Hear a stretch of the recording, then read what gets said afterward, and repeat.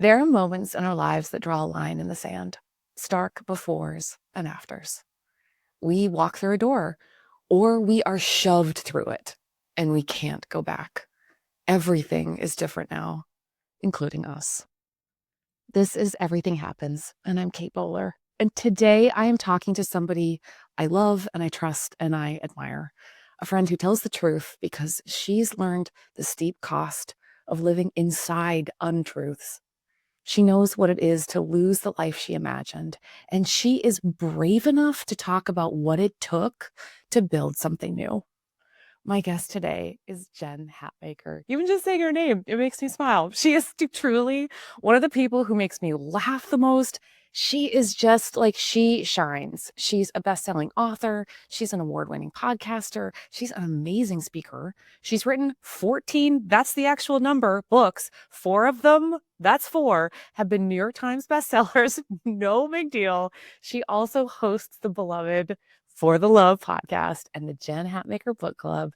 And her new book, Awake, is, I really will just have to say, like, her bravest book. It's this raw look at the unexpected end of her 26-year marriage and the really surprising ways she is yet becoming.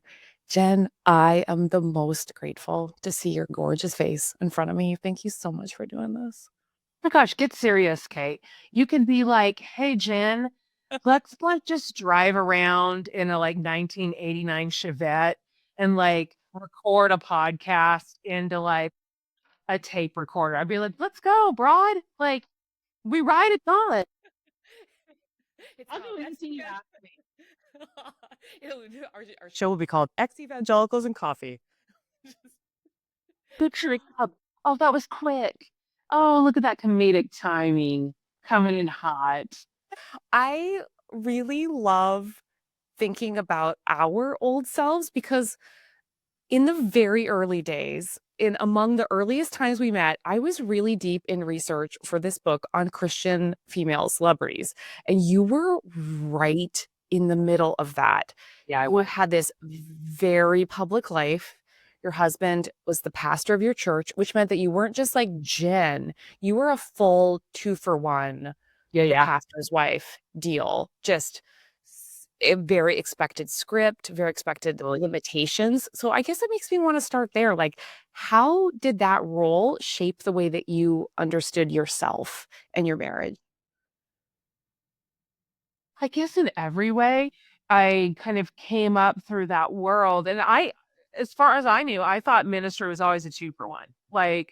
That was just how it was. The wives were a part of the package deal, even if they had their own full-time job or whatever. It didn't that was their second job. And so, I went to a Baptist college, God bless, and we all got married in college. Like, In college, not after college. it says I was 19. Like, I was 19. Brandon was 21. Like, what in the world? But that wasn't even weird. Our campus was flooded with ministry majors, all boys, of course.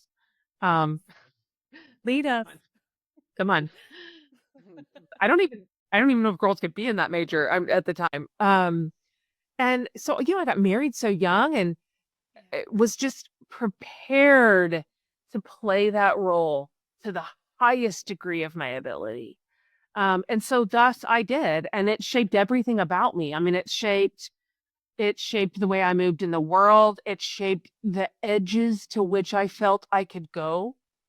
Um, and it shaped my theology, of course. I could just, I could just sometimes perish when I think back to some of the things that I said to girls and young women. And, I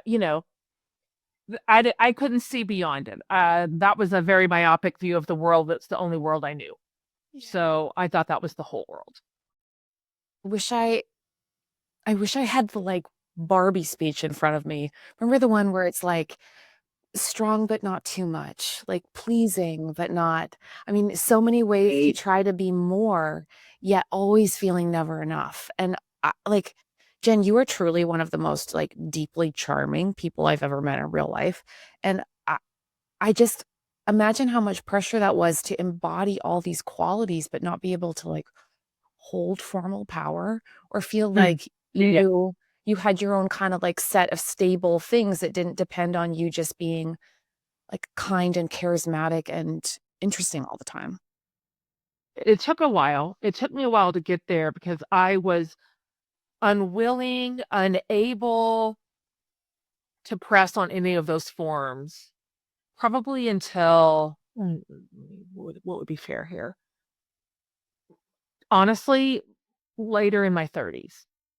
So I went kind of a long time. I did a lot of adult life before I was even able to admit some of the tension and like the cognitive dissonance I was experiencing. I don't think I could even admit it. I didn't know what to do with it. I didn't know if it had a solution. I felt its effects on me, its limiting effects. And then I felt my relationships start to strain. And just this sense of I knew I had more to do, and not just more to do. I knew there was more of me to be, and I just simply did not know how I was going to do that and maintain my world as I knew it. And turns out I didn't. I couldn't. Yes. Yes. And just to give people a sense of like the scale of your world, I've never seen arenas that big full of women like the ones that came to hear you speak. Like like enormous impact, huge numbers, and really like a feeling of being at the very center of a sprawling subculture that had like conferences and books and works and a million people watching you and a million people with opinions about what you were doing. The first book I wrote was just all megachurch pastors, and I thought I had written a pretty complete view of religious authority in the United States, and then I took a second and realized, no, I mean, I wasn't even looking at all of like what we might call like soft power, which is to say real power, Yeah. which is Yeah. who's Yeah. Yeah. who is turning hearts and minds, who is everybody who's on everyone's bedside table, and it turns out it was all the women not authorized to be spiritually in charge, but spiritually in charge nonetheless. Super interesting, right? I remember watching or hearing, however it came across my like purview, like Beth Moore, arguably the lead woman in that world, that with the largest amount of listeners, followers, learners underneath her leadership. And I remember watching her stand in an arena, to your point, 30,000 people in there. And she would get up and say something like, I'm here under the authority of my husband. Or if it wasn't her husband, it would have been, I'm here under the authority of my home pastor. And I remember thinking, what? Yeah. What?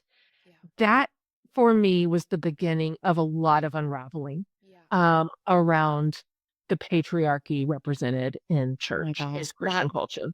There's these ways that we learn to be quietly acceptable and not disturb the peace. And I wonder, looking back, like, how did you first know that that was starting to cost you and in what way?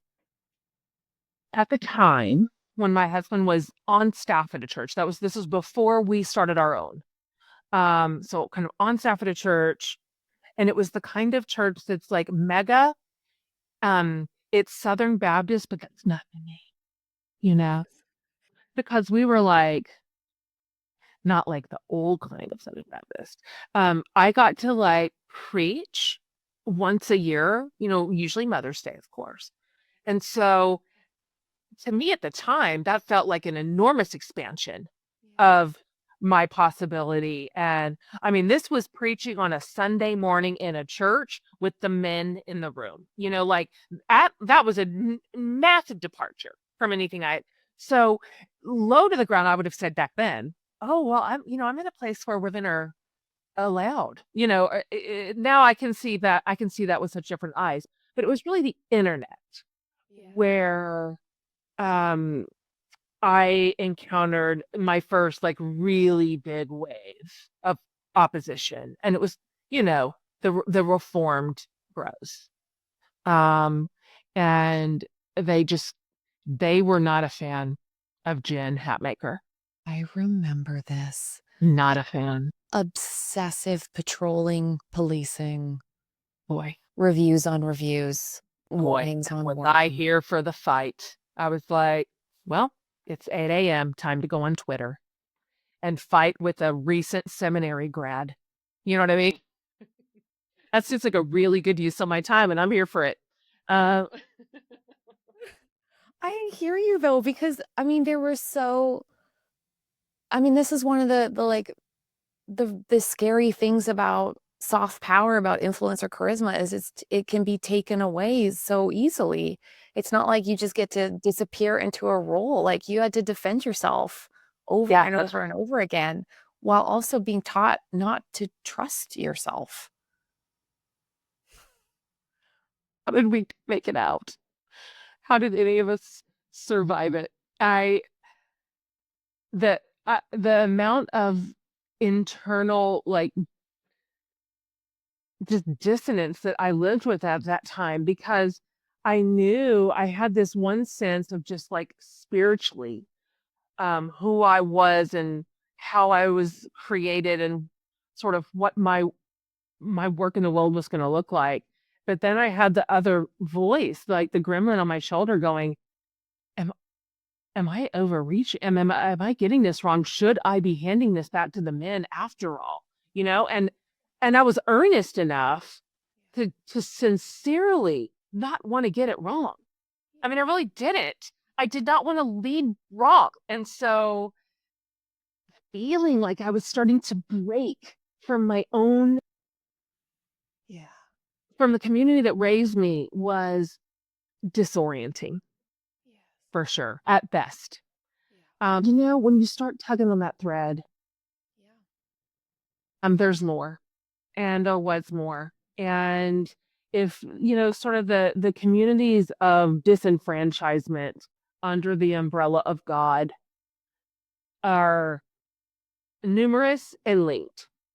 And so all of a sudden they started rubbing up against each other, and going, wait a minute, if women are this like subordinate, um, and maybe that isn't right, maybe that's not biblical, maybe there's another way to interpret that, to consider that in a faithful way. What about Yeah. what about all this tricky racism in here? What about sexuality? Is there any chance if one of them was fertile soil for abuse and disempowerment, the others are also? So that's began the off ramp for me. Yeah. That's a great attempted canceling of that time. I mean, it wasn't just like a quiet separation, it was like a public theological divorce. And it did not sound to me like you were trying to divorce anyone. I had been around long enough to see what happens to dissenters, and that belonging is the currency. That's it. It is given and it is revoked, and it is powerful. Just being dramatic has never stopped me a day in my life, as you well know. But at the risk of being incredibly melodramatic, that season broke my heart. It absolutely broke my heart. And it was very overwhelming. I don't know if any of us are built to be at the center of that much attention, period, much less negative attention. That's too many eyes. That's too many people writing about you. I can't even count how many people would text me or email me and say, "God, you were the subject of our entire Sunday mornings," like all over the place. But to say nothing of the endless articles and the hit piece, and it was just really I, it felt scary. It felt scary. I know that is like, come on. The internet is not scary, but it felt scary. Your Like, nervous system's scary, I bet. that's what I mean. Like, I immediately lost everything that I had. So it was over. Like, it wasn't like, ooh, let's see if we can kind of duct tape this together and piecemeal it was just over. And everybody knows that writers have lots of options. And if they get kicked out of if they get kicked out of their community of belonging, that they've got other marketable skills. And so I mean, it felt fine. truly. I mean, I've always just said I would be the absolute first to go on the Oregon Trail. First to go. I have nothing new. No woodworking and no general foraging. No, I have no important useful skills. So if I could not put my fingers on a laptop and type words, I'm out. Like, what else? That's all I know how to do.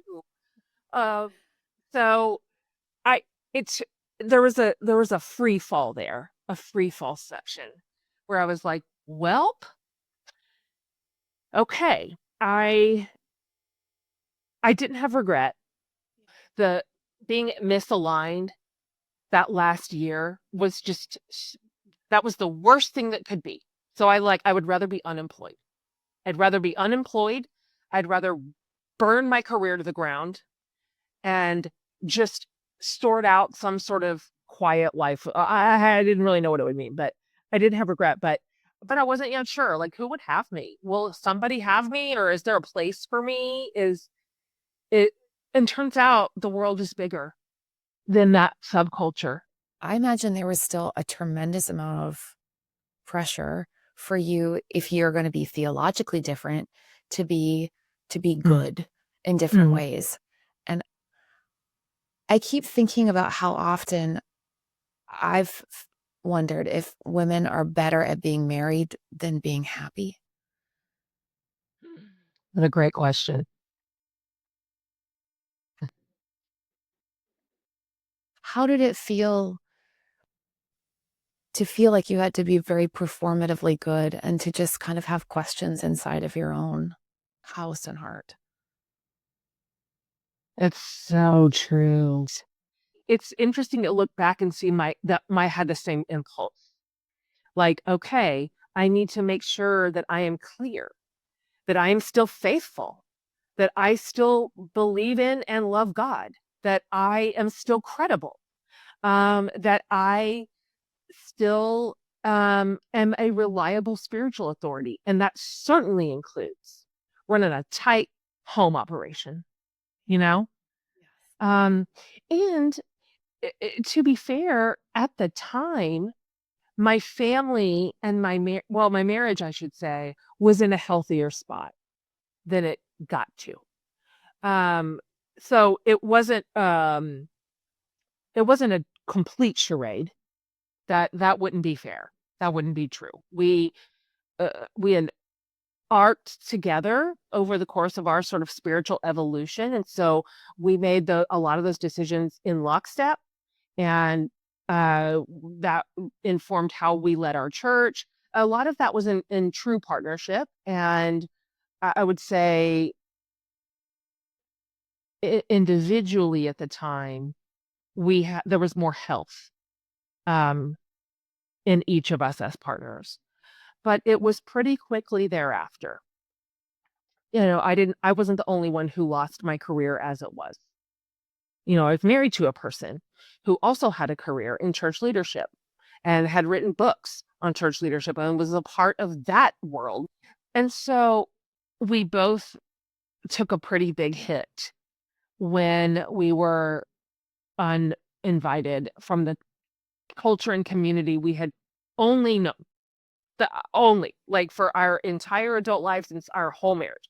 So we handled those losses differently, and it affected us in different ways.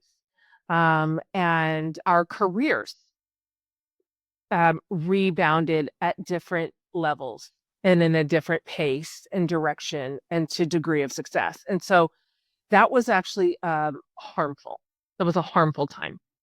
Think of that, Jen, because did Yeah, yours, I guess, because you were able to kind of connect outside of the subculture, I did. and I imagine just within the narrow confines of church world, then That's right. Because I had built so much online yeah. where it is wildly more diverse. That is a great swath of people. And there's more paths out there in church leadership. It's just the one. And so I had more room to recover. I had more places to expand.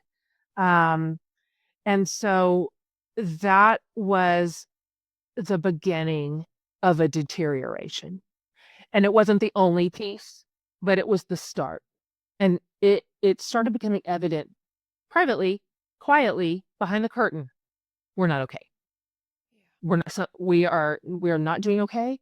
Um, I couldn't exactly tell why, or what exactly was going wrong, but all my alarm bells, all my alarm bells were going off. But again, marriage and family is that's a top rung of the ladder. That's my family. There's nothing more I wanted in the whole world than to have a long, successful, beautiful marriage in the whole world.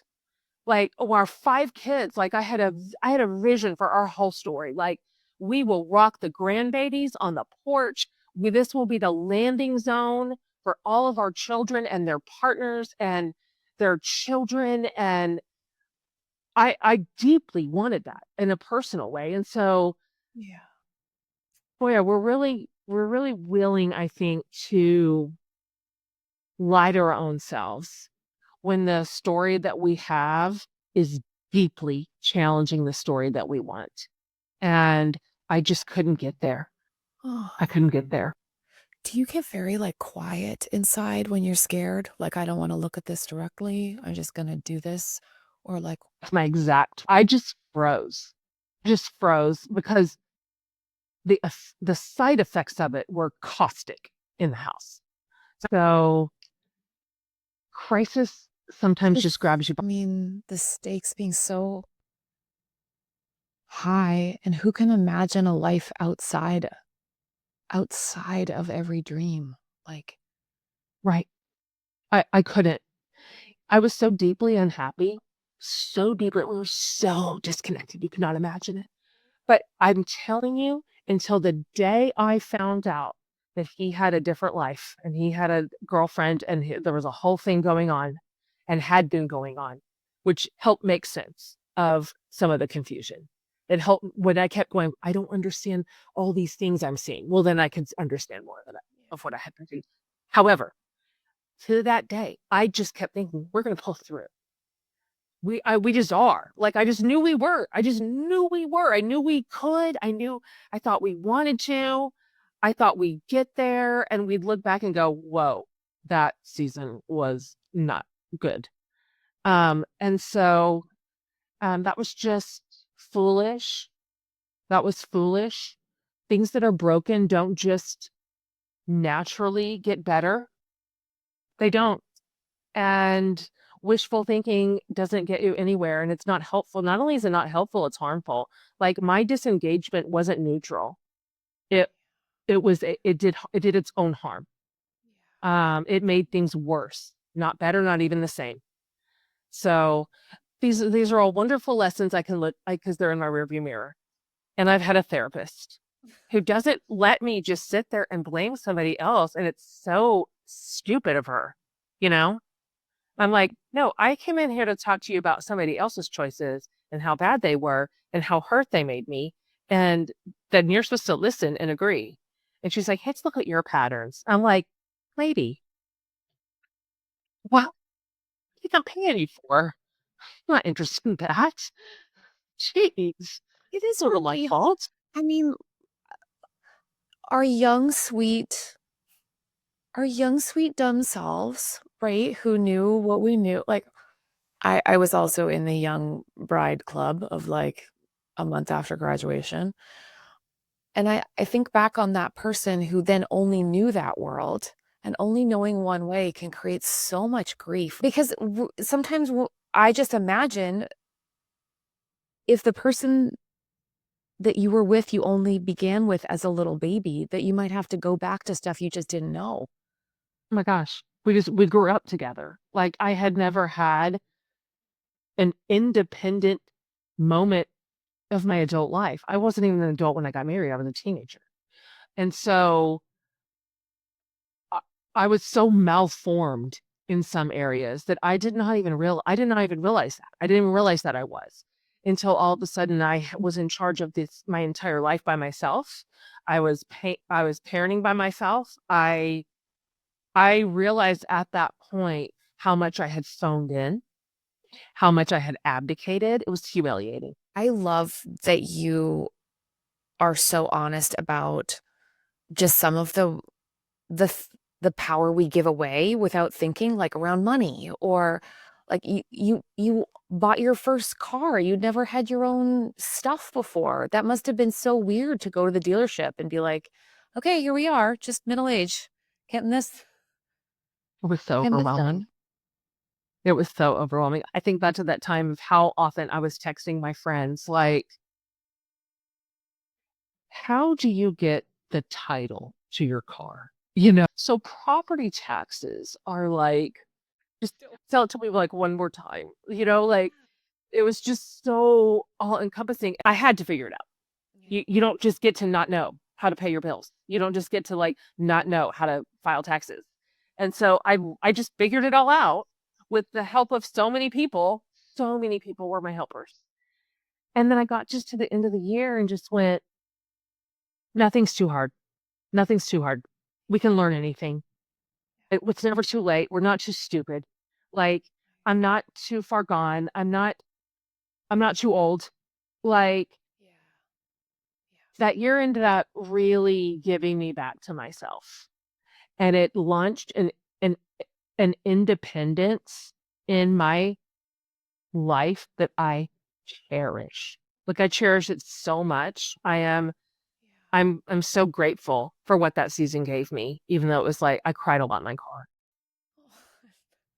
About when you just cry in the car, it's just a safe place to do it. Yeah. A lot of tears in the driveway. It is. It's a portable Yeah. commercial is how I treat it. Yeah. That's This is exactly right. my That's secret exactly healings chamber. You're it's the there's there's so many ways where our kids show us the way, and then also these truly terrible moments where we realize there's so little that we can protect them from. What has that been like watching them navigate their own grief and losses? And oh, it's just disastrous. yeah. It was just disastrous. I I got the gift of learning about codependency in my own recovery. Right, exactly. Thank you for knowing that that is the right response. Boo. I didn't even really know what that word meant. Like It's just helping other people. It's helping other people have their feelings, and it's helpful, and that's what the word means, is helpful. thank you. Thank you. Welcome. I'm just it's not a messment. Yeah. Just trying to make everybody's lives better. Well, That's all. 100%. I'm helping. I'm an Enneagram too. I help. Come on. That was I started learning about codependency in relation to my marriage that was over. So I was like, oh, okay, let's see where these tendencies that I certainly have were showing up in my marriage. But the thing is if you've got it, you've got it. And I very quickly scanned over here to the right and went, oh my God, I do this in parenting. I am codependent everywhere. It's not just with the one thing. Like, if that's your deal, that's your deal. And so that was a bummer. My kid's pain was just sinking me. Like, I just felt sunk under it. Like, Yeah. they didn't ask for this. They didn't deserve this. That I didn't want their home to collapse right here in like late teen, early adulthood, right when they really need us to be stable under.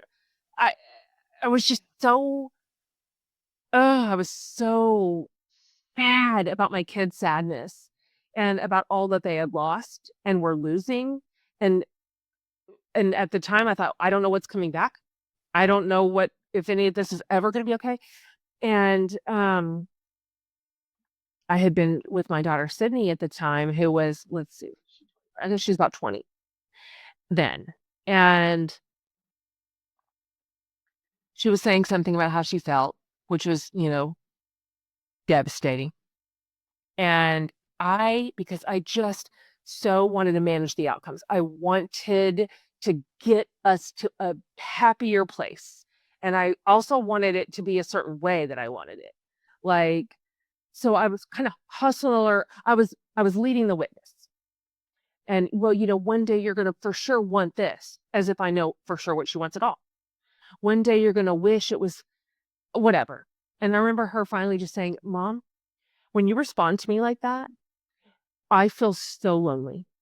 She said, I feel like I am the only one still hurting, still confused, and still angry.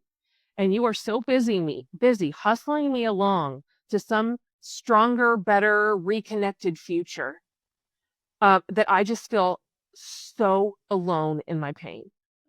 And I took that into therapy.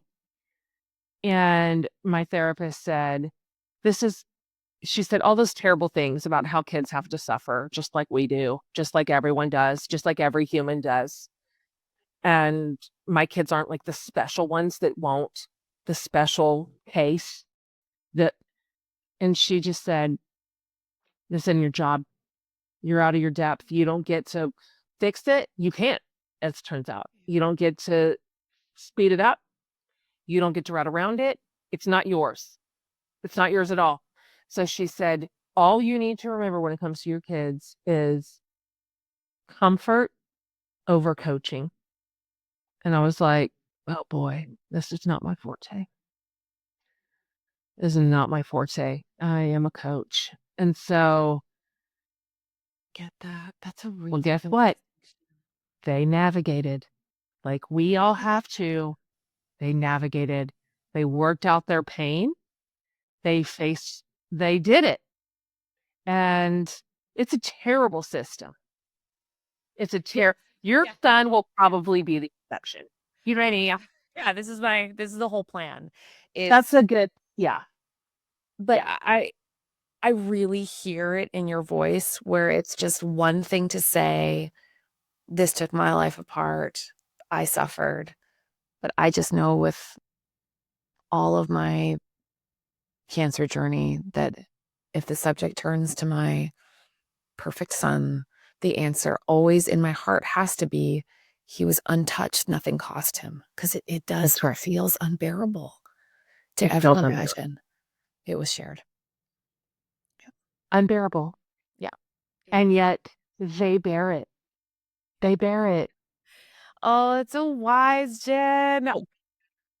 I felt very teary hearing about the the love of your friends. Man, like your friends, this is like the hope that when we fall apart that we are not alone. There was this absolutely deeply moving moment where you had to have a very difficult conversation with your ex-husband and then you got like the sweetest text. Yeah. Will you tell me about it? Oh my gosh. I love this part. This was very early in. I mean, this was maybe on day 3 of catastrophe. So, I mean, it was at the absolute beginning of the story. And um, uh, he was out. He moved out on the first day and never came back. We're not going to talk at all until that's what you're about to tell me. So I knew it was going to be a very hard conversation.